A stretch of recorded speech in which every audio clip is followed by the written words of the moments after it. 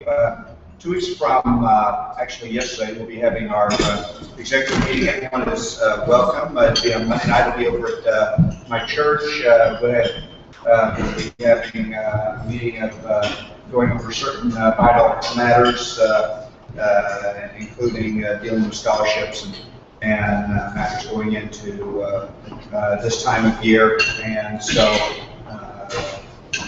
as I said, that's 2 weeks from yesterday. Is there any other business that we need to attend to before we get to our speaker?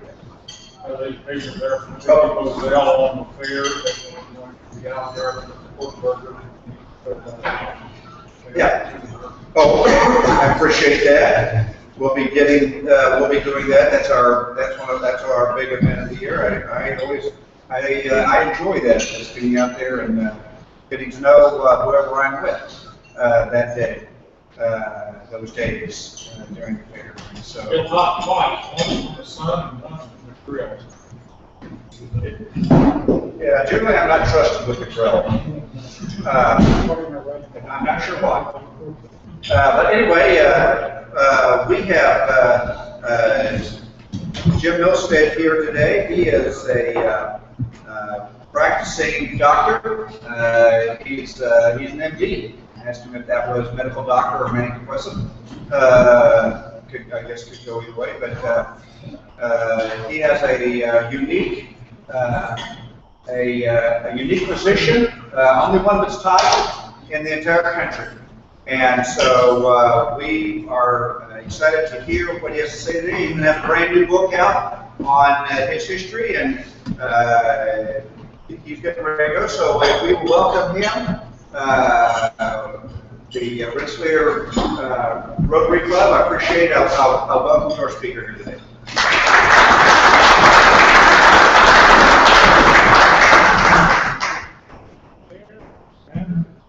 Can everybody hear? No. Just on? Okay. Thanks for having me here today. I am an emergency room physician. I live in Frankfort, Indiana. I've been there since 1989. And grew up in Central Illinois in the farming community. Just about 20 straight across Illinois. But first of all, asked me to speak about the history of Grace on the Lake. And how many people have heard of Grace on the Lake before? Okay. Good to know, because we're based out of the Indianapolis International Airport. We were founded in 2006 and flew our first flight in 2007. And still, most people in Indianapolis don't know who we are, as well as around the rest of the United States, because most people visit the areas in their area. It's one of these things that we're certified by the EMS Commission in the state of Indiana. The only fixed thing here, especially going on with insurance. So in 2006, I was a military trained pilot. Went with me on a mission trip down to Peru, South America. I've been doing mission work with the Government Pride off and on through the years, and Hal was an orthopedic physician assistant at this work medicine. He was a military trained pilot. He and his wife and his daughter went with me on a trip, and we did some medical work. Joe, he was introduced to some pilots for the South American mission area, same area, flying bush pilots flying in and out of the jungle, and they were trained by the rivals to Chicago for their flight training. Well, Hal got the vision, he thought maybe a guy was falling into fly overseas. He didn't speak Spanish, he was in his mid-40s, and he had some kids in the job. So when he got back to the United States, the Lord placed it on his heart to start an area in service here in the United States. Now, there are a lot of good areas in services out there, but they're all for-profit. We're the only ones doing it as a not-for-profit organization where we volunteer and our talents that the Lord's given us. So, I started the ministry in 2006, and why we do what we do is to share the love of Jesus Christ. I saw in your motto, I believe, a service above self. Is that correct? for Rotarians. Can't think of anybody else who identifies that more than Jesus. So what we did was we decided to take the talents that God's given us. Each of us has received a gift to use to serve others. Be good servants of God's various grace and gifts. Gifts of grace. And for me, that was medicine, and I had been a tailman on the B-52 during Vietnam. So I was in aviation as well. I have a private license, don't fly very much anymore. But combining our aviation skills and our medical skills, we formed the organization Grace on Wings, which is a nonprofit organization based at Indianapolis International Airport. We had no money, we had no crews, we had no airplanes. It took about 15 to 18 months before we could get the board of directors together, get the funds to buy an airplane, and you can read all about the journey we have in answering the call, which is a summary of our mission organization to this point. I just had it published in November. I'll tell you a few of the details in depth that goes into it in there. Farmers Bank in Frankfort, Indiana stepped out of faith with us and loaned us $300,000 to get started. We're not for profit. They wanted to know how we were going to pay for the planes and so forth. And basically, we said, well, we're stepping out on faith. We're going to trust that the Lord's going to provide for us. And they took a chance with us, and now we have 2 airplanes, and they were flying our 297. So we got 2 MU-2s. I don't know if anybody piloted in here. With the pilots? Okay. The MU-2 had a reputation here because it goes pretty fast. It flies 350 miles an hour. And it's a single pilot airplane. And so a lot of people with money used to buy those and drive them. It takes some talent to fly. But our pilot had flown cargo after he got out of the military and had used this aircraft. And it makes for a nice air ambulance. Low cargo door to get in and out. So on November 16, 2007, we went before the Indiana State EMS Commission, and we were certified as an air ambulance, a fixed-wing air ambulance. Like I said, there's a lot of air ambulances out there, but most of them are flying Learjets, and they do it for profit. Pilots get paid, the medical staff gets paid, and it's quite expensive, and oftentimes the insurance doesn't even cover the cost of the flight. So we plan to do it with all volunteers. I take off fly, but I spring here required to come through as medical director. The way this typically works is my Ford is a retired air traffic controller sitting in our office at the airport in Indianapolis, and he'll take a call from a family member or a hospital case manager. Our patients are not at the scene of an accident. That's what Lifeline and all the other helicopter organizations do. Our patients are in a hospital somewhere. They've been treated for an emergency, usually a stroke, a heart attack, a bad infection of some sort, or a car wreck. For example, a couple of weeks ago, we had a 2-year-old that was in Chattanooga, Tennessee. And she was in a car wreck with her mother, and she suffered brain and spinal injuries. And so they stabilized her at that hospital for a few days.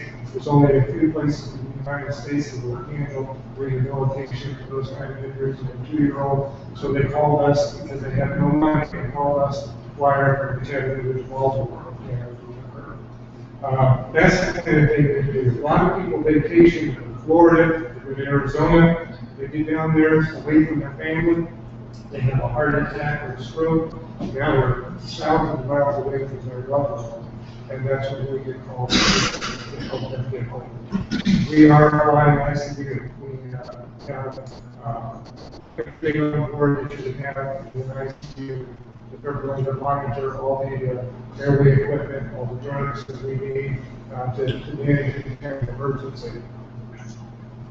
About 5 to 6 calls per day from patients in need, patients and families in need.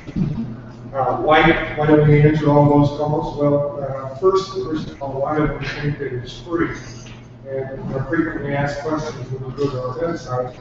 One thing to clarify is we're a charity, we can't operate for free, we just don't have the money. Aviation and medicine are both very expensive.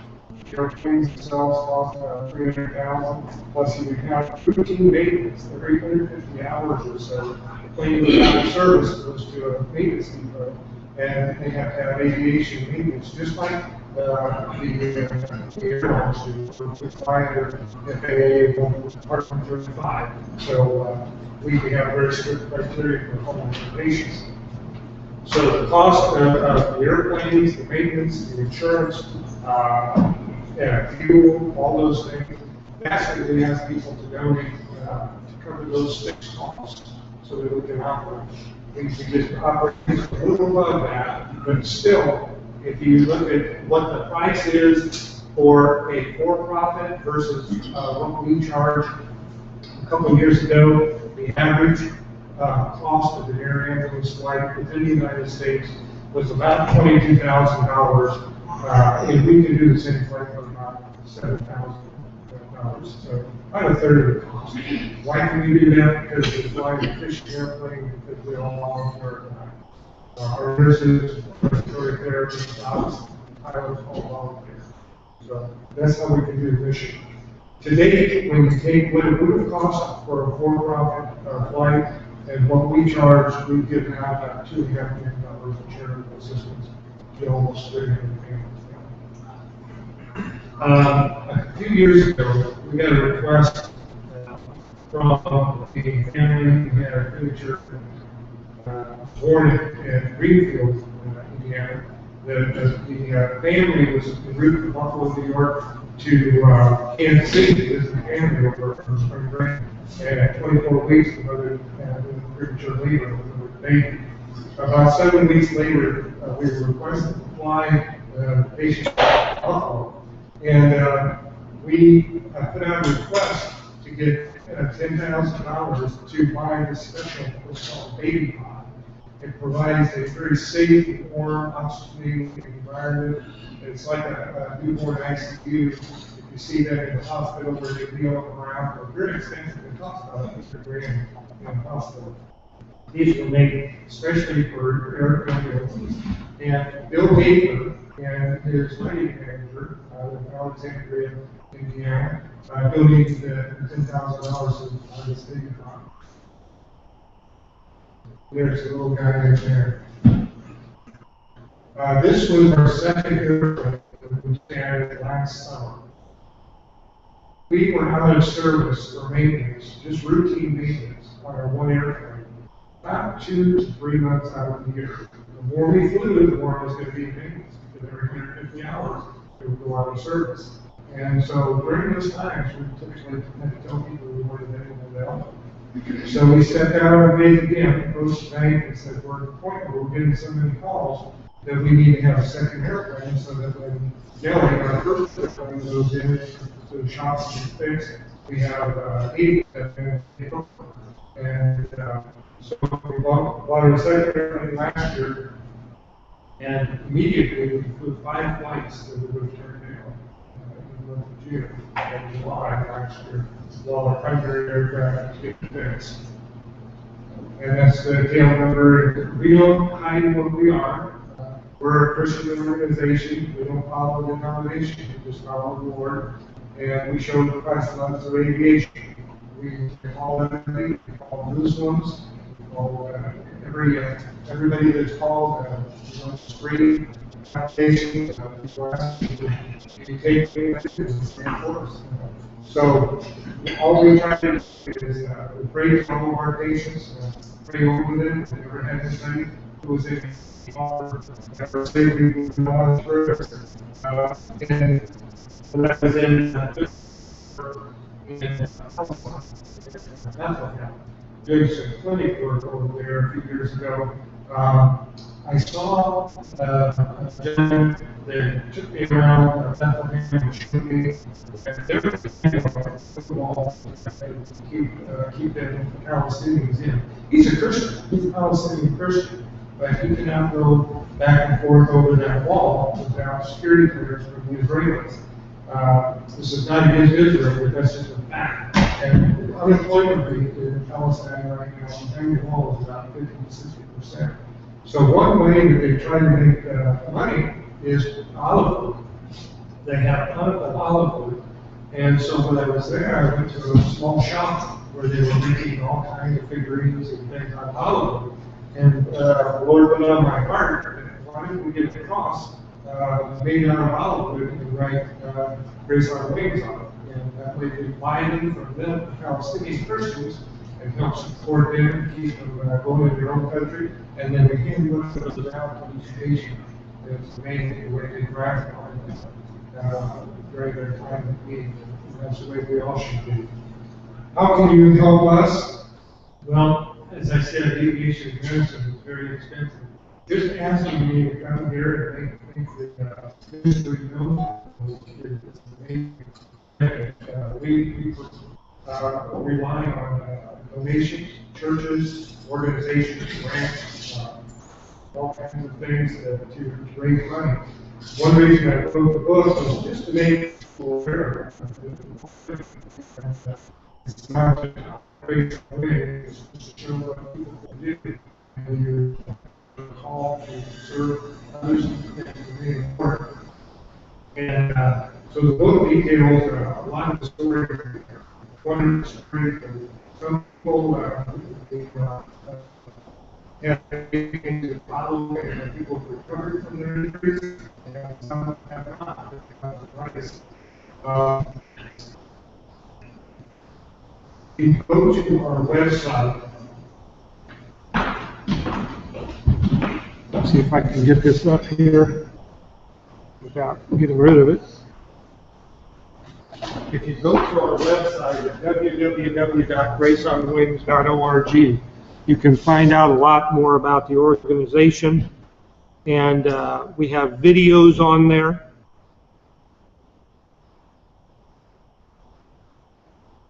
This is the website, www.graceonwings.org, and if you just click on home and you can go to videos, and we've been on all the different news stations in Indianapolis a few years ago.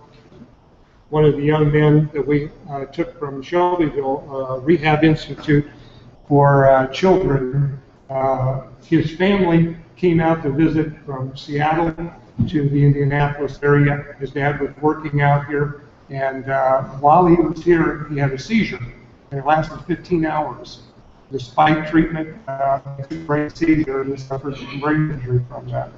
So he was stuck at a children's rehab institute in Shelbyville, and on the front of the chart, the nurses noted that the mother had written, "Please don't tell Casey we had to go back to Seattle without him." So he was in Shelbyville, Indiana, stuck in a rehab institute. They didn't have the money to fly him back to Seattle, and of course he couldn't go on commercial, couldn't go by ground because it required medical care constantly. So the family was stuck until we found out about it, and then we got some people to donate the money for us to fly him back to Seattle. But that's the kind of thing that we try to do. We're hoping that in the future, when people find out about the organization, we have people come and volunteer. We have two fundraisers each year. One is a hog roast at the airport in September, and the other one is the game in February. And so those are our two big fundraisers. But when we started, the fixed overhead cost of the organization were estimated at about $10,000. So we thought if we could get 400 people to donate $25 every month, we would have $10,000. Well, since then, it's gone up to about $3.5 to maintain the operation. But if we still have a program called the 400 Ropes. If you remember the story in Luke, in the Bible, where Jesus was healing people, and there was such a crowd, 4 people were carrying their lame friend towards Jesus, but they couldn't get in front of the Lord because there were too many people there. So they actually took him up on the roof, took the tiles off the roof, and lowered him down in front of Jesus. and Jesus people with me because of that. That's the idea behind Flying the Ropes. When you donate to us to allow us to do our mission, and there are people before us so that we can serve others in His name. So then we have a program called 400 Ropes. If you want to volunteer individually, $25 a month or more, or corporately. We're happy to speak in churches. That's kind of who we are. The book details it and tells the patient stories in much greater detail. But and the website does a good job with videos. In 2012, we were voted the best veterinarians in the United States, and we received an award at the Airline Transport Conference in Seattle. So we're quite proud of that. We don't take any credit for ourselves or volunteers or why they exist. And of course, all credit goes to the Lord because He's providing for us each and every day. Today, if you look at the website,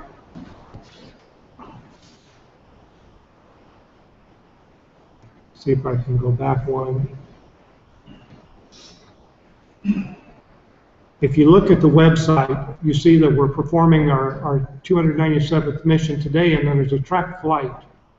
And so you can actually go to FlightAware and track the airplane and the flight and see where it's at.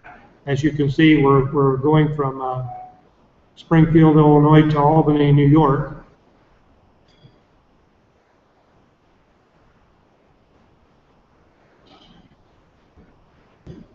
And there you see the airplane. We just left, went from Springfield. We just went over northwestern Ohio en route to New York. So if you are flight following, you can actually see where we're going, where we're at, and of course, obviously, we require a lot of prayers to get people where we need to have them for their support. So basically, that's who we are and what we do. And so I'd be happy to answer any questions. Yeah. How many pilots do you have? Basically, what we have is one pilot who is a chief pilot, Tal Blank, and he flies on every mission. And that's his. In the beginning, he was doing orthopedic surgery. He was a physician's assistant, working at Methodist Sports Medicine. And his time off, he did flying, so we would schedule the flights in advance, and only fly the days he was available. And then we got busy after he was told him that we need to quit doing medical work and start flying all the time. We fly about 2, maybe 3 times a week. And we always put out a request for a co-pilot to fly with him, and so those guys are volunteers. But again, if you look at the ME2, it's a pilot of an airplane that you just jump in and fly. It's a twin engine, and it's got a lot of power, and it was built back in the 1970s by Mitsubishi. And we just put new engines on it. It goes up to 25,000 feet. We'll go about 350 miles an hour. Burns about 100 gallons of power. So, but he's our main pilot. We have two other guys are just private pilots that put in. Have you ever made any runs to Jasper County? You know, I don't think we have. And of course, to talk about the length of the runway, we have to have a minimum of 5,000 feet coming in and out of. Your 3,100, is that right? 4,000. Yeah. So we have taken patients from Lafayette area, South Bend, and also Indiana. Yeah. Do you restrict your service to the lower 48 states? We do. I would love to tell you that we go to Alaska and Hawaii especially, but I can't. The plane that we have doesn't have the range. I've done international work with Learjets, Lear 25s and 35s, for profit, and I've been in Japan, Finland, Montana, and all over the place. But that would require a jet aircraft, flying at 43,000 feet with fuel efficiency. And of course, being able to handle the range. If you read the book, at the end of the book, talk about what we do, And what we hope to do in the future is to expand to the second place probably in the western United States. Because we get so many calls from California, want to go from Sacramento to Denver or something. Well, what we would have to do that fly is fly in all the way out to Sacramento, which is tremendously expensive just to get out there, pick up a fly to Denver. The patient or somebody's going to have to pay for the whole thing for us to go from Indy to Sacramento, Denver, and all the way back. So if we had a base in the west, we could do the west coast, just turn down a lot of flights like that. Question is along the way, just that, how do people find out? Well, that's a good question. Tomorrow is a case manager's symposium at the conference up in Chicago. We're going up to Chicago to the Florida Center, and we'll have to go through the pamphlets and everything, because case managers in the hospital are the ones that are trying to get people out of the hospital and to their destination, whether it's another similar kind of hospital, home, or nursing home. What the case managers do, but a lot of times what they'll do is Google. They'll Google their ambulance, and we come up on the first page of that. And we're the only ones looking for charity. Yes, you mentioned now, as a fixed wing, are there helicopter groups out there that are doing it for charity that? They do it, and what they're doing is wonderful work, taking people from the scene of an accident to a hospital, okay? And we're talking about quite long distances with stable patients that have been in the hospital and going through accidents. When we go to the Air Medical Transport Conference, the helicopter services receive awards separate from the fixed wing. But I'm not aware of it, or is anybody else aware of anybody doing it? Usually the helicopter services are attached to a hospital or an institution. Or Fort Wayne or some of the hospital.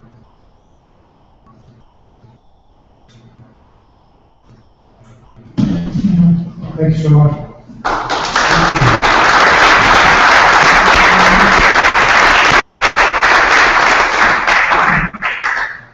apologize to the speaker that I stepped up a moment. I had something caught my throat, and then I walked out and thought, oh, ironic, something stuck in my throat and get doctor. I went the wrong direction. Anyway, we have a possible total here today. What is the possible price here? $128.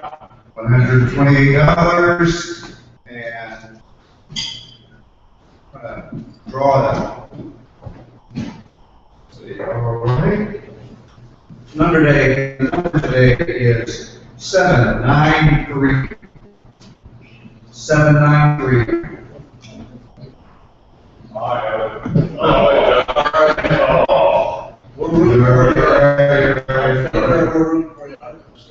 Yeah. Let's get rid of the rest of these cards here. Oh, no. Through it, eliminate element. Anything anybody has, we need to know? All right. Yes, I do. Oh, yes. Next week, we're gonna have a session. That's right. What are your ideas? I'd like to hear what you'd like to do. On April 15th, day that lives in infamy, every year. And let's stand. We say the four-way test. Is it the truth? Fair, false, concern. Thank you.